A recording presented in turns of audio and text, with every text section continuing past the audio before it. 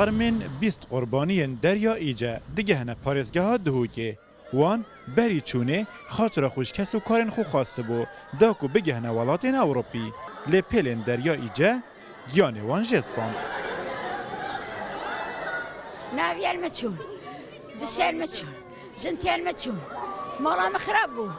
مەکاس نامەوە إنشالله ده خدت على بما حقي وانا برزناك تسجلك سباسي حكمت هرمي جيت كم كوب ما جنازت وانا صفران دي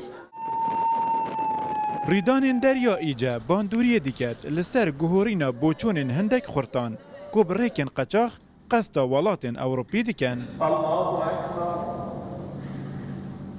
بله همه جد ویا وقرا خیره بکم بشمش درمه بس عدد بینم چاوه خو یعنی دلی دای که دلی دای بابت خستو جن افجنده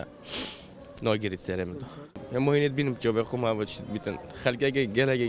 یعنی دلی دای بابت خو صوت بوچی دیوای کن بوچی هم دور سپاسی واری ما داره ما کردستان دیگه کو جنازتون ما زبراندین دلی دای که دونا خوش کردین مرادان او بعد جنازت خوب ببینن.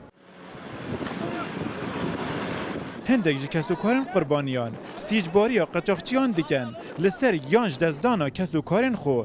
ji ber ku ew li hevhatina digel qurbaniyan dikin bi cih nayînin. آن قاچاقچی دوارا گلک تشت نشادان توسا نبون شکل سفینه مازن نشادان در کتن چون یخت کادزی یا اینای و او یخت یا کفن بو یا هاوتی بو یا اینا اویر شینا 40 مروف بکنه تدا 86 مروفت کرینه تدا شوان 86 دو دیجی سایق سوری بون نه سایق بون اینا بون پاره اما گرد بون و ریک نشادا بوش ریکا 40 دقیقه بو او بعکس اتجاهی چون 3 ساعت چون در کتن جزیره کا عسکری کابرای ترسیای یا دیور کی وقت دیور کردی یا کوری دای